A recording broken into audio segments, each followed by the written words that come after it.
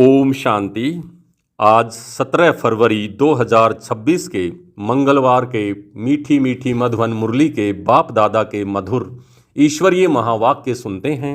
मीठे मीठे प्यारे प्यारे बाप दादा ने कहा, मीठे बच्चे, तुम अभी अमरलोक स्थापन करने के निमित्त हो, जहाँ कोई भी दुख व पाप नहीं होगा। वह है ही वॉइसलेस वर्ल्ड। मीठे बच्चे, तुम अभी अमरलोक स्थापन करने के निमित्त हो, जहाँ कोई भी दुख व पाप नहीं होगा। वह है ही वॉइसलेस वर्ल्ड, अर्थात पवित्र दुनिया। प्रश्न है, गॉडली फैमिली का वंडरफुल प्लान कौन सा है? गॉडली फैमिली का वंडरफुल प्लान कौन सा है? उत्तर है, गॉडली फैमिली का प्लान है फैमिली प्लानिंग करना, एक सत्य धर्म स्थापन कर अनेक अधर्मों का विनाश करना। मनुष्य बर्थ कंट्रोल करने के प्लान्स बनाते, बाप कहते उनके प्लान्स चल न सकें, मैं ही नई दुनिया की स्थापना करता हूँ, तो बाकी सब आत्माएं ऊपर घर में चली जाती हैं, बहुत थोड़ी आत्माएं ही रहती हैं। ओम शांति। यह घर भी है, यूनिवर्सिटी भी है, इंस्टीट्यूशन भी है। तुम बच्चों की आत्मा जानती है कि वह है शिव बाबा, आत्माएं हैं शालिग्राम, जिनका यह शरीर है। शरीर नहीं कहेगा कि हमारी आत्मा, आत्मा कहती है हमारा शरीर। आत्मा है अविनाशी, शरीर है विनाशी। अभी तुम अपने को आत्मा समझते हो, हमारा बाबा शिव है, वह है सुप्रीम फादर। आत्मा जानती है वह हमारा सुप्रीम बाबा भी है, सुप्रीम टीचर भी है, सुप्रीम गुरु भी है। भक्ति मार्ग में भी बुलाते हैं ओ गॉड फादर, मरते समय भी कहते हैं हे भगवान, हे ईश्वर, पुकारते हैं ना, परंतु किसी की बुद्धि में यथार्थ रीति बैठता नहीं है। फादर तो सब आत्माओं का एक ही हो गया, फिर कहा जाता है हे पतित पावन, तो गुरु भी हो गया। कहते हैं दुख से हमको लिबरेट कर शांति धाम में ले चलो, तो बाप भी हुआ, फिर पतित पावन सतगुरु भी हुआ। फिर सृष्टि चक्र कैसे फिरता है, मनुष्य 84 जन्म कैसे लेते हैं, वह बेहद की हिस्ट्री ज्योग्राफी सुनाते हैं, इसलिए सुप्रीम टीचर भी हुआ। अज्ञान काल में बाप अलग, टीचर अलग, गुरु अलग होते हैं। यह बेहद का बाप, टीचर, गुरु एक ही है। कितना फर्क हो गया। बेहद का बाप बेहद का वर्षा देते हैं बच्चों को, वह भी हद का वर्षा देते हैं।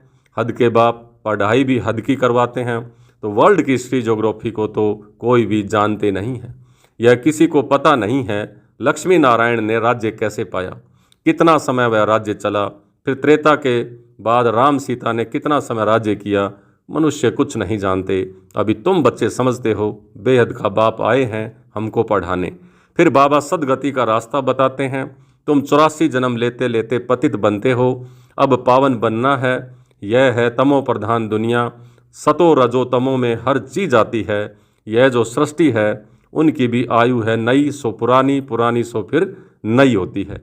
यह तो सब जानते हैं। सतयुग में भारत ही था, उनमें देवी देवताओं का राज्य था, गॉड गॉडेज का राज्य था। अच्छा, फिर क्या हुआ? उन्होंने पुनर्जन्म लिया, सतो प्रधान से सतो, फिर सतो से रजो, रजो से तमो में आए। इतने इतने जन्म लिए। भारत में 5000 वर्ष पहले जब लक्ष्मी नारायण का राज्य था, तो वह मनुष्यों की आयु एवरेज 125 से 150 वर्ष होती है। उसको अमरलोक कहा जाता है। अकाल मृत्यु कभी वहाँ नहीं होती। यह है, यहाँ है मृत्युलोक। अमरलोक में मनुष्य अमर रहते हैं, आयु बड़ी रहती है। सतयुग में पवित्र गृहस्थ आश्रम था, वॉइसलेस वर्ल्ड पवित्र दुनिया थी। अभी है विशेष वर्ल्ड पतित दुनिया। अभी तुम बच्चे जानते हो हम शिव बाबा की संतान हैं, वर्षा शिव बाबा से मिलता है। यह दादा, वह ग्रैंडफादर, वर्षा दादे का मिलता है। दादे की प्रॉपर्टी पर सबका हक रहता है। ब्रह्मा को कहा जाता है प्रजापिता, एडम, एडम और ईव, आदम और बीवी, तो वह है निराकार गॉड फादर। तो मुसलमान भाई आदम बीवी कहते हैं, ईसाई एडम ईव कहते हैं, और जो हिंदू भाई हैं वो ब्रह्मा सरस्वती कहते हैं। तो इनके द्वारा बाप आकर सृष्टि रचते हैं। तो प्रजापिता हो गया साकारी फादर। इनको तो अपना शरीर है, शिव बाबा को अपना शरीर है नहीं, तो तुमको वर्षा मिलता है शिव बाबा से, इस ब्रह्मा के द्वारा। तो दादे की मलकियत मिलेगी तो बाप द्वारा ही ना, शिव बाबा से भी ब्रह्मा द्वारा तुम फिर से मनुष्य से देवता बन रहे हो। मनुष्य से देवता की एक करत न लागी बार। किसने बनाया? भगवान ने। महिमा करते हैं ना ग्रंथ में, महिमा बहुत है। जैसे बाबा कहते हैं अलफ को याद करो तो बादशाही तुम्हारी। गुरु नानक भी कहते हैं जप साहिब को तो सुख मिले, जप साहिब तो सुख मिले। उस निराकार अकाल मूरत बाप को ही महिमा गाते हैं। बाप कहते हैं मुझे याद करो तो सुख मिले। अभी बाप को ही याद करते हैं, लड़ाई पूरी होगी फिर लक्ष्मी नारायण के राज्य में एक ही धर्म होगा। यह समझने की बातें हैं। भगवानोवाच पतित पावन ज्ञान का सागर भगवान को ही कहा जाता है। वही दुख हरता सुख करता है। जब हम बाप के बच्चे हैं तो जरूर हम सुख में होने चाहिए। बरोबर भारतवासी सतयुग में थे, बाकी सब आत्माएं शांति धाम में थी। अभी तो सब आत्माएं यहाँ आ रही हैं, फिर हम जाकर देवी देवता बनेंगे, स्वर्ग में पार्ट बजाते हैं। यह पुरानी दुनिया है दुख धाम, नई दुनिया है सुख धाम। पुराना घर होता है तो फिर उसमें चूहे सर्प आदि निकलते हैं। यह दुनिया भी ऐसी है। इस कल्प की आयु 5000 वर्ष है, अभी है अंत।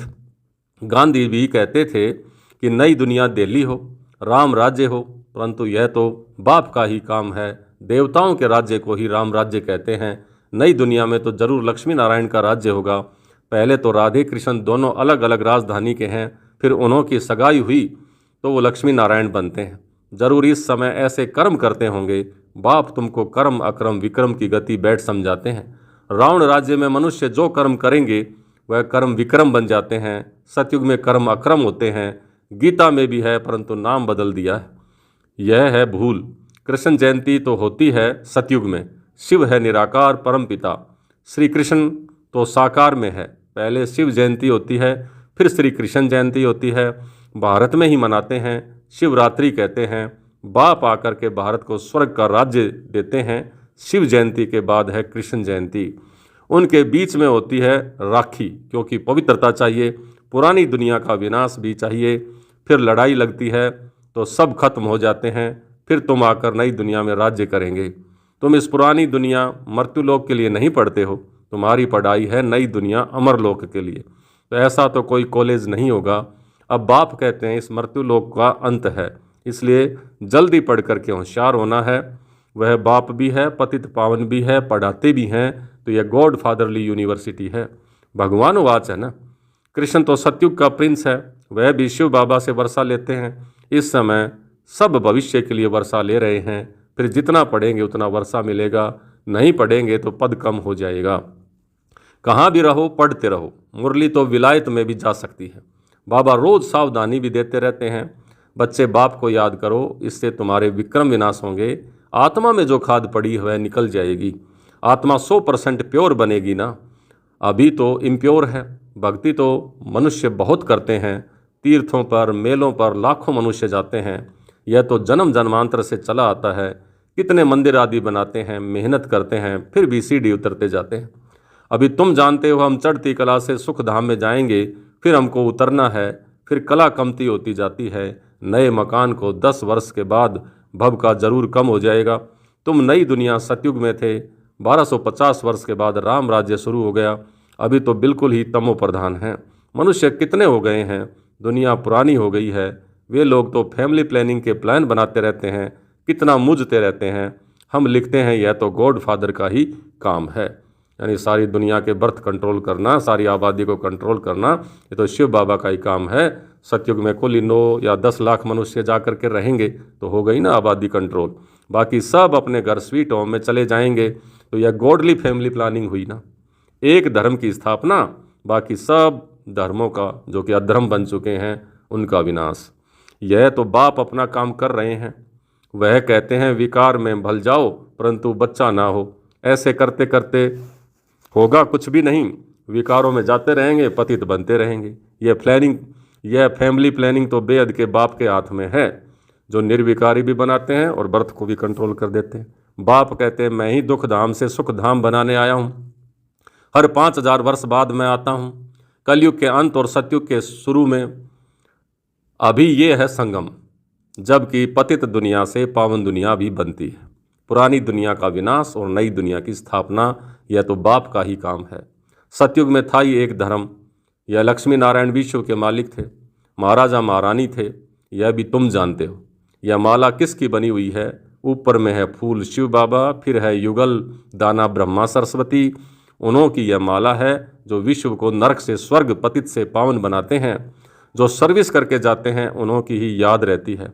तो बाप समझाते हैं, यह सतयुग में पवित्र थे ना, प्रवृत्ति मार्ग पवित्र था, अभी तो पतित है। गाते भी हैं पतित पावन आओ, आकर हमको पावन बनाओ। सतयुग में थोड़े ही ऐसे पुकारेंगे।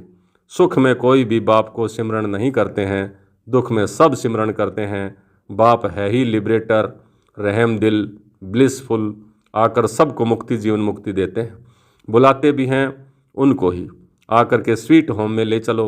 अभी सुख है नहीं, वह है प्रजा का प्रजा पर राज्य। सतयुग में तो राजा रानी प्रजा होते हैं। बाप बताते हैं तुम कैसे विश्व के मालिक बनते हो। वहाँ तुम्हारे पास अथाह अनगिनत धन रहता है। सोने की ईंटों के मकान बनते हैं, मशीन से सोने की ईंटें निकलती रहती हैं, फिर उसमें भी हीरे जवाहरातों की जड़ित करते हैं। द्वापर में भी कितने हीरे थे जो लूट करके ले गए, अभी तो कुछ भी सोना दिखाई ही नहीं पड़ता है। यह भी ड्रामा में नूंद है। बाप कहते हैं मैं हर 5000 वर्ष के बाद आता हूँ। पुरानी दुनिया के विनाश के लिए यह एटॉमिक बम्स आदि बने हैं। ये है साइंस। बुद्धि से ऐसी ऐसी चीज़ें निकालते हैं जिससे अपने ही कुल का विनाश करेंगे।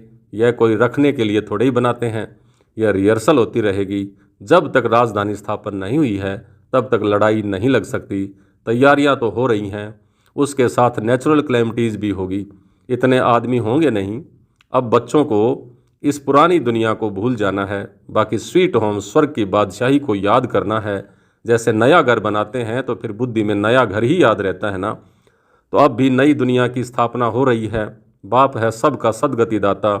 आत्माएं सब चली जाएंगी, बाकी शरीर यहाँ ही खत्म हो जाएंगे। आत्मा पवित्र बनेगी बाप की याद से। पवित्र जरूर बनना है। देवताएं पवित्र है ना, उन्हों के आगे कब बीड़ी तंबाकू आदि रखा जाता है क्या? वह तो वैष्णव है।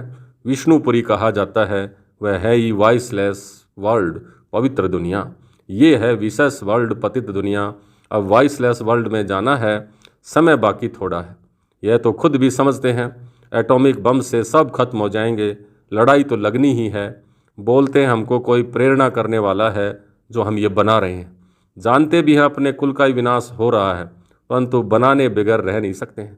शंकर द्वारा विनाश, यह भी ड्रामा में नूंद है। विनाश सामने खड़ा है। ज्ञान यज्ञ से यह विनाश ज्वाला प्रज्वलित हुई है।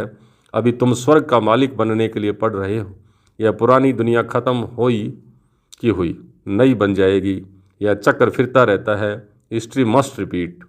तो पहले आदि सनातन देवी देवता धर्म था, फिर चंद्रवंशी क्षत्रिय धर्म, फिर उसके बाद इस्लामी बौद्ध आदि आए, फिर जरूर पहले नंबर वाले आएंगे और सब विनाश हो जाएंगे। तुम बच्चों को कौन पढ़ा रहे हैं? वह निराकार शिव बाबा, वही शिक्षक है, सतगुरु है।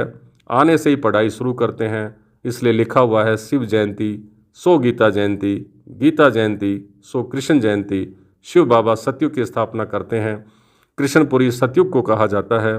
अभी तुमको पढ़ाने वाला कोई साधु संत मनुष्य नहीं है। यह तो दुख हरता शिव बाबा, वह तो दुख हरता सुख करता है, बेहद का बाप है। 21 जन्मों के लिए तुमको वर्षा देते हैं। विनाश तो होना ही है। इस समय के लिए ही कहा जाता है किन्हीं की दबी रहेगी धूल में, किन्हीं की राजा खाए, किन्हीं की चोर चुराए, सफल उनकी होगी जो धनी के नाम जाए। चोराकारी भी बहुत होगी, आग भी लगनी है। इस यज्ञ में सब स्वाह हो जाएंगे। अभी थोड़ी थोड़ी आग लगेगी, फिर बंद हो जाएगी। थोड़ी अजुन अभी देरी है। सब आपस में लड़ेंगे, छुड़ाने वाला कोई रहेगा ही नहीं। रक्त की नदियों के बाद फिर दूध की नदियां बहेंगी। इसको कहा जाता है खूने नाहक खेल, यानी बिना मतलब खून बहाने का खेल। बच्चों ने साक्षात्कार भी किया है, फिर इन आँखों से भी देखेंगे। विनाश के पहले बाप को याद करना है तो तमो प्रधान से आत्मा सतो प्रधान बन जाएगी। बाप नई दुनिया स्थापन करने के लिए तुमको तैयार कर रहे हैं। राजधानी पूरी स्थापन हो जाएगी, फिर विनाश होगा। अच्छा, मीठे मीठे सिकली दे बच्चों प्रति माता पिता बाप दादा का याद प्यार और गुड मॉर्निंग। रूहानी बाप की रूहानी बच्चों को नमस्ते। हम रूहानी बच्चों की रूहानी बाप दादा को याद प्यार, गुड मॉर्निंग और नमस्ते।